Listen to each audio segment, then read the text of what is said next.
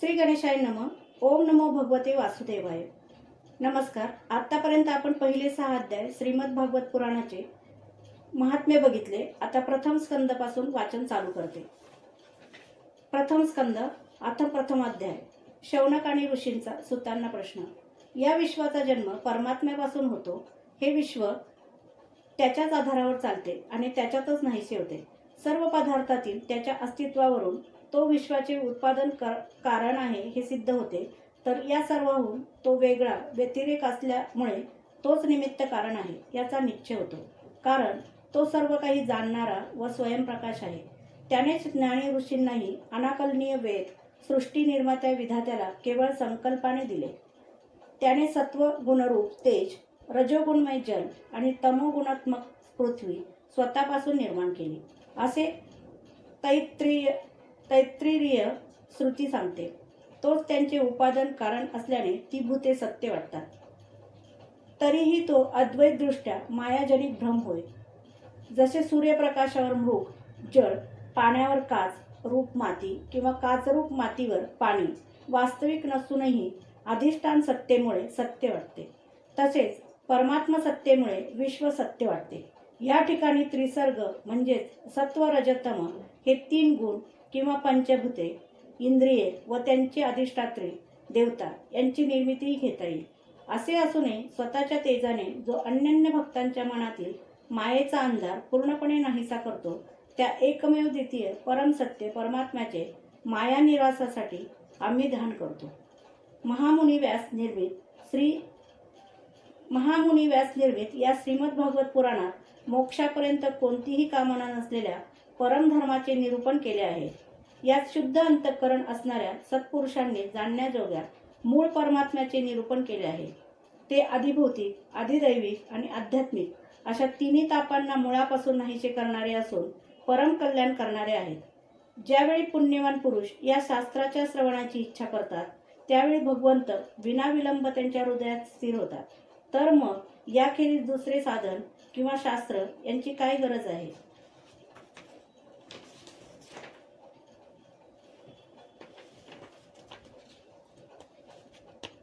भक्तिरस जाणणारे भक्तजन हो, हे श्रीमद भागवत वेदरूपी कल्पवृक्षाचे पिकलेले फळ आहे. श्री शुकदेव रूप पोपटाच्या मुखाचा संबंध आल्याने अमृतरसाने परिपूर्ण आहे. हा मूर्तिमान रस आहे. जोपर्यंत शरीरात प्राण आहे तोपर्यंत किंवा मनाचा लय होईपर्यंत या दिव्य भागवत रसाचे पृथ्वीवर वारंवार पान करीत राहा. कथेचा प्रारंभ. भगवान विष्णू आणि देवता यांचे परम पुण्यमय ठिकाण असलेल्या नैमिषारण्यात एकदा शौनकादी ऋषींनी भगवत प्राप्तीच्या इच्छेने 1000 वर्षापर्यंत चालणाऱ्या एका मोठ्या यज्ञाचे अनुष्ठान केले. एक दिवस या ऋषींनी प्रातःकाली होमादी नित्यकर्मे आटोपून सुतांचे पूजन केले आणि त्यांना एका उच्चासनावर बसवून मोठ्या आदराने प्रश्न केला. ऋषी म्हणाले, सूत महोदय, आपण निष्पाप आहात. आपण सर्व इतिहास, पुराणे आणि धर्मशास्त्रांचे यथाशास्त्र अध्ययन केले आहे. तसेच त्यांचे चांगल्या तऱ्हेने निरूपणही केले आहे. वेद जाणणाऱ्यांमध्ये सर्वश्रेष्ठ असे भगवान बादरायण व्यास आणि भगवंताच्या सगुण निर्गुण स्वरूपाला जाणणाऱ्या अन्य मुनिवरांनीही या विषयाचे ज्ञान ग्रहण केले आहे. ते सर्व ज्ञान त्यांच्या कृपेने आपल्याला मिळाले आहे. कारण गुरुजन आपल्या प्रिय शिष्याला गुप्त ज्ञानही देतात. महोदय, आपण कृपा करून हे सांगा की त्यातून कलियुगात जन्मलेल्या लोकांचे परम कल्याण होईल असे कोणते सोपे साधन आपण निश्चित केले आहे? या कलियुगात लोकांचे आयुष्य बहुतेक कमी झाले आहे. ते आळशी झाले आहेत. त्यांची समजूत यथातथाच आहे. ते अभागी आहेत.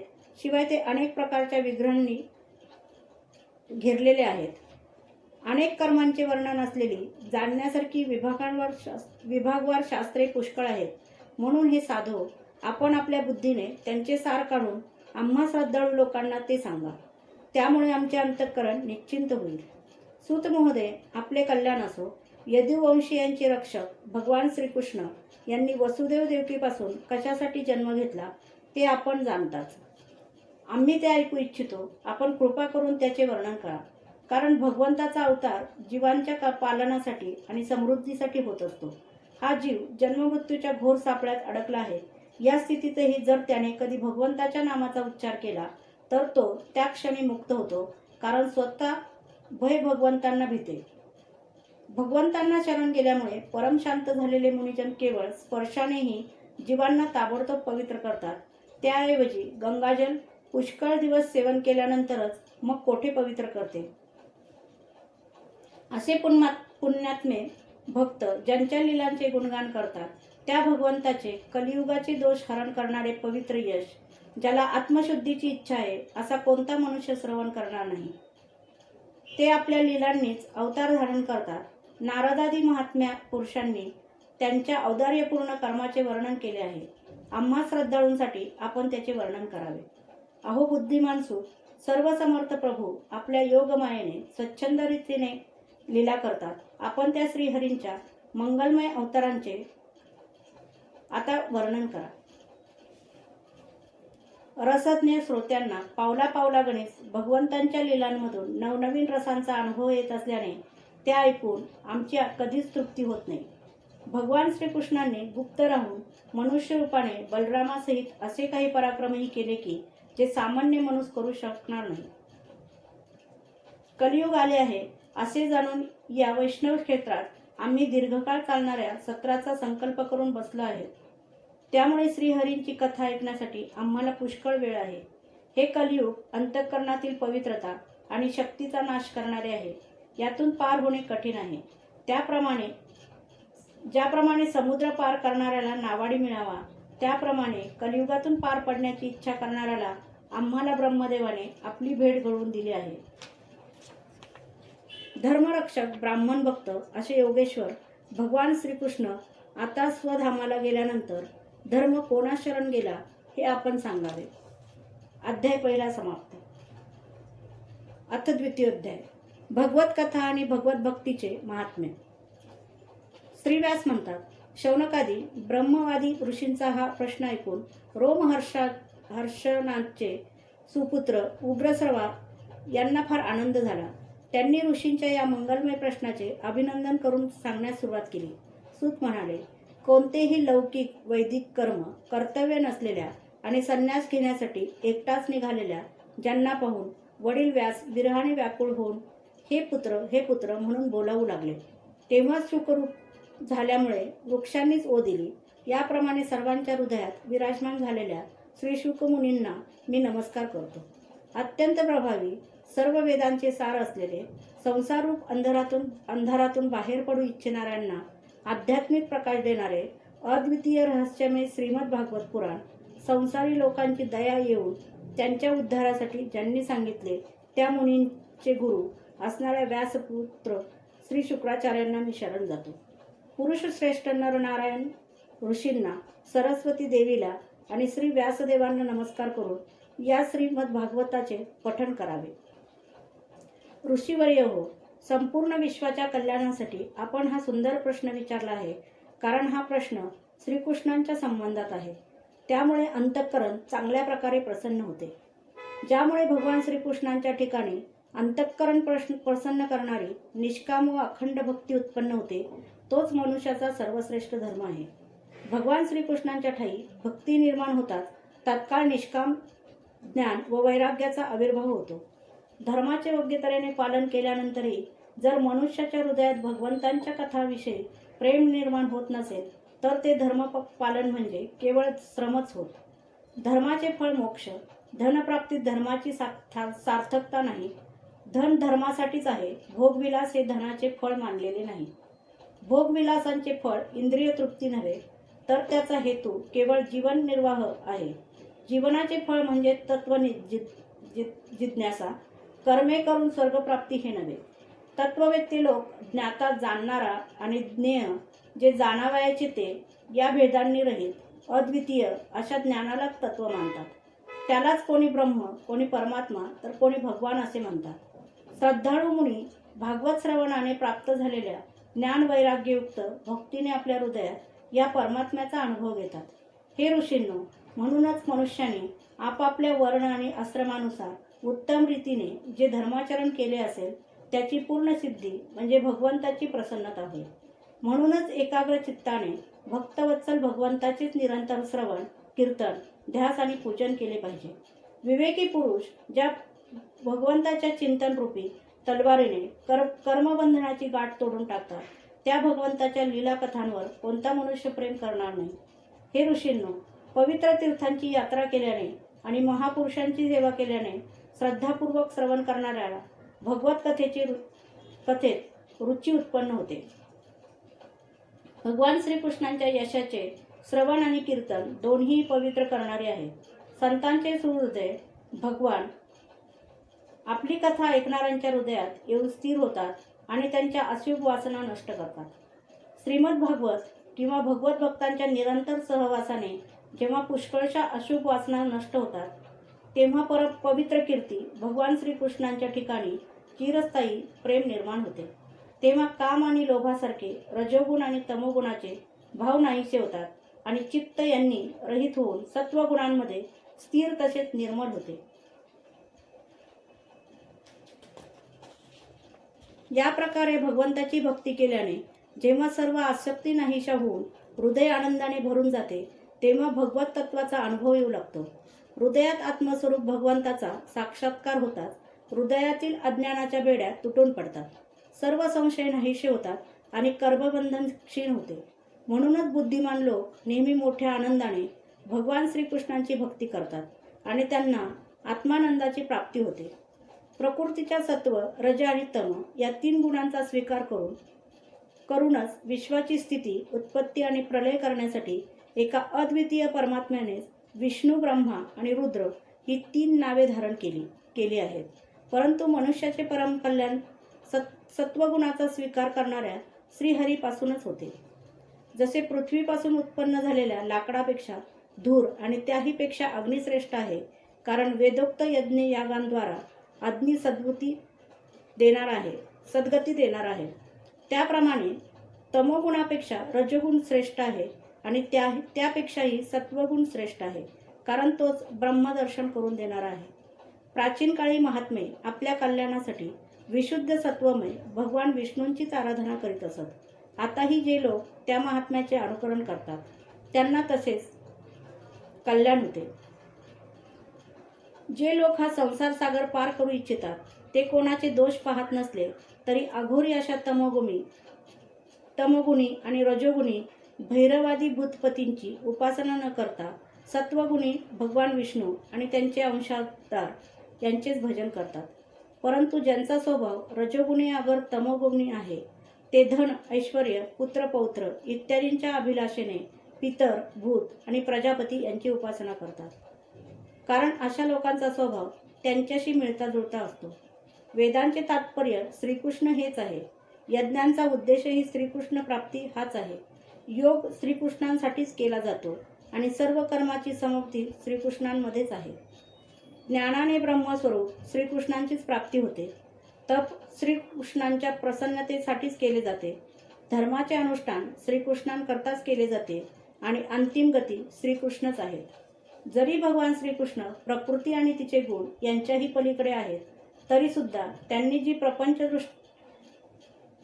प्रपंचदृष्टीने आहे परंतु तत्वदृष्टीने नाही, अशा आपल्या त्रिगुणात्मक मायेने प्रथम या विश्वाची रचना केली. हे 3 गुण त्यांच्या मायेचा विलास आहे, परंतु मायेच्या अंतर्गत राहिल्यामुळे भगवान गुणवान असल्यासारखेच भासतात. वास्तविक ते परिपूर्ण विज्ञानानंद घन आहेत. अग्नी वस्तुता एकच असला तरी ते स्वतःचे उत्पत्तीस्थान असणाऱ्या लाकडाच्या विविध आकारांनी तसतसा प्रगट होतो. त्याचप्रमाणे सगळ्यांच्या ठायी आत्मरूपाने असलेले एकच भगवंत प्राण्यांच्या विविधतेमुळे अनेक आहेत असे वाटते. भगवंतच सूक्ष्मभूत, तन्मात्रा, इंद्रिय आणि अंतःकरण आदी गुणांपासून उत्पन्न झालेल्या भावांच्या द्वारा अनेक प्रकारचे जीव योनी निर्माण करतात आणि त्या भिन्न जीवांत प्रवेश करून त्या जीवांना अनुरूप विषयभोग घेतात.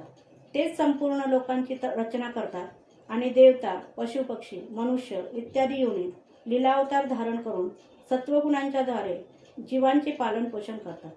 अध्याय 2 समाप्त. अथ 3 अध्याय भगवंतांच्या अवतारांचे वर्णन.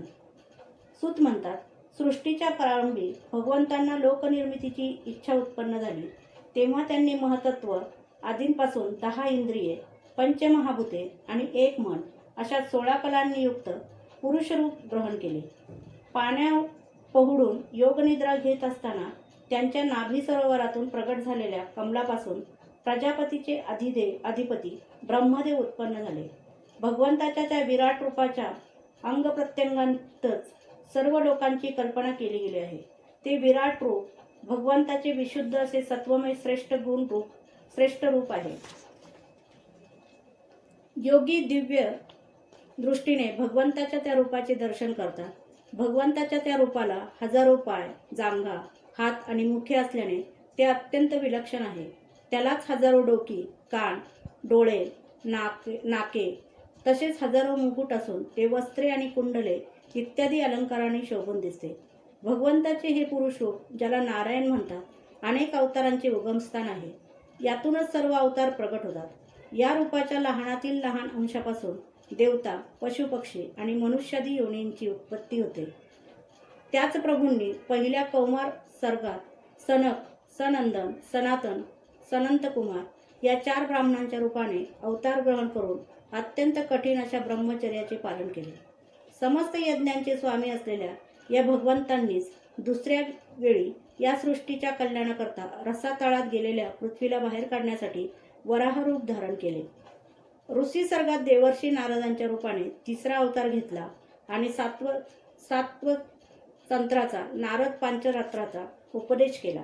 या तंत्रात कर्मे करूनच कर्मबंधनातून मुक्ती कशी मिळते याचे वर्णन आहे. धर्मपत्नी मूर्तीपासून त्यांनी नरनारायणाच्या रूपाने 4था अवतार धारण केला.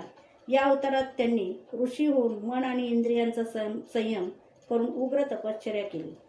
5व्या अवतारात ते सिद्धांचे स्वामी कपिल रूपाने प्रगट झाले आणि त्यांनी काळाच्या योगात लुप्त झालेले तत्वनिर्णय करणारे सांख्यशास्त्र असुरी नामक ब्राह्मणाला सांगितले.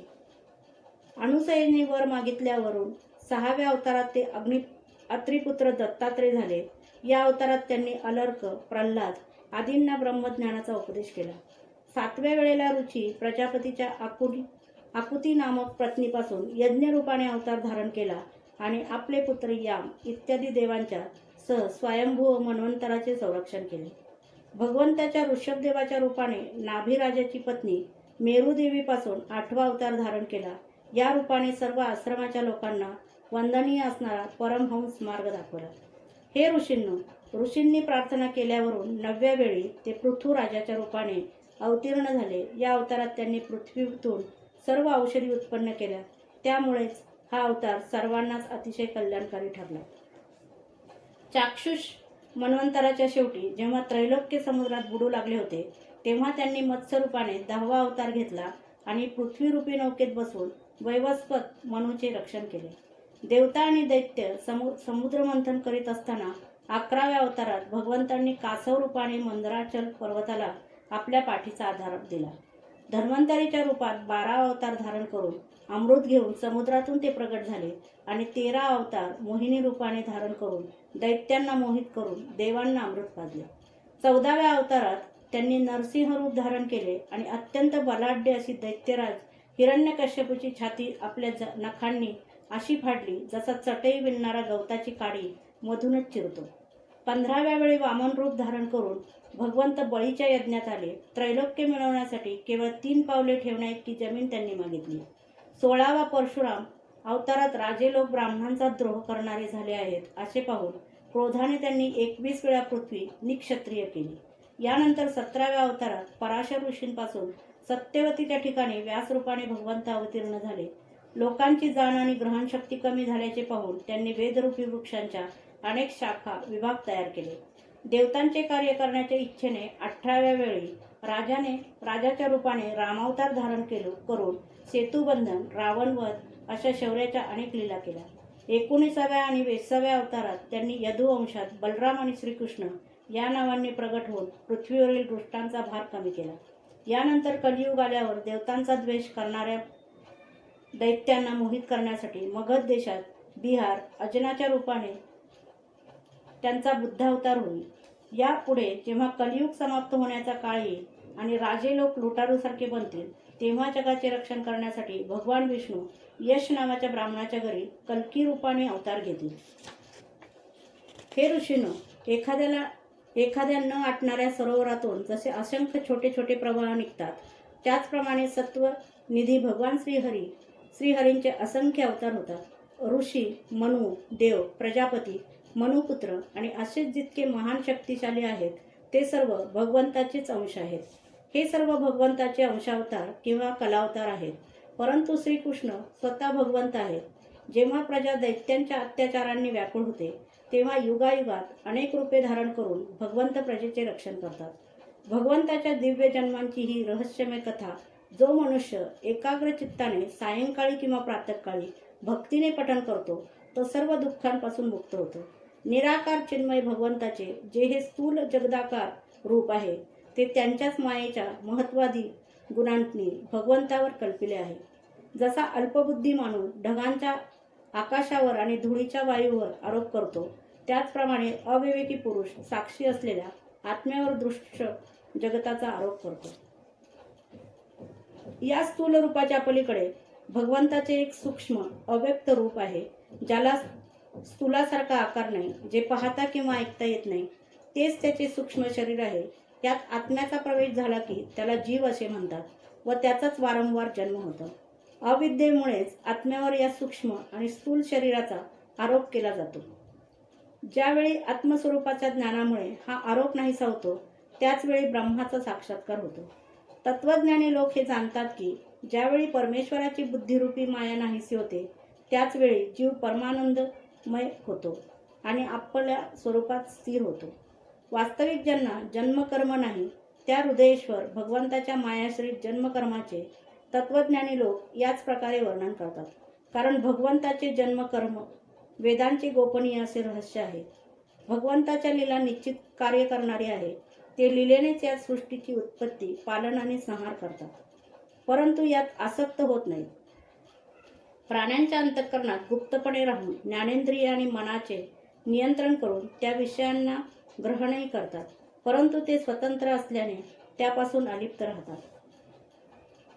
ज्याप्रमाणे अज्ञानी मनुष्य नटांनी केलेल्या करामती समजू शकत नाही, त्याप्रमाणे आपले संकल्प आणि वेदवाणीद्वारा भगवंतांनी प्रकट केलेल्या या अनंत नाम आणि रूपांना तसेच त्यांच्या लीलांना अल्पबुद्धी जीव अनेक तर्क आणि युक्तीने ओळखू शकत नाही. चक्रपाणी भगवंताची शक्ती आणि पराक्रम अनंत आहेत. ते सर्व जगताच्या पलीकडे आहेत. जो नेहमी निष्कपट भावनेने त्यांच्या दिव्य चरण कमलांच्या सुगंधाचे सेवन करतो तोच त्यांचे स्वरूप आणि लीलांच्या रहस्यांना जाणू शकतो. हे ऋषींनो, आपण मोठे भाग्यशाली आहात, कारण सर्वांचे स्वामी असणाऱ्या भगवान श्रीकृष्णांविषयी आत्मभाव ठेवून त्यांच्यावर अनन्य प्रेम करीत आहात. त्यामुळे या जन्ममरण रूप संसारात परत यावे लागत नाही. भगवान वेद व्यासांनीच हे वेदतुल्य भगवत चरित्राने परिपूर्ण असे भागवत नावाचे पुराण लिहिले आहे. त्यांनी हे प्रशंसनीय कल्याणकारी महापुराण लोकांच्या परम कल्याणासाठी आपल्या आत्मज्ञान शिरोमणी पुत्राला सांगितले. यात सर्व वेद आणि इतिहासांचे सार संग्रहित केले आहे. शुकदेवांनी हे महाराज परीक्षिताला ऐकवले. त्यावेळी परीक्षित सभोवताली श्रेष्ठ ऋषींसह आमरण उपोषणाचे व्रत घेऊन गंगा तटाकी बसला होता.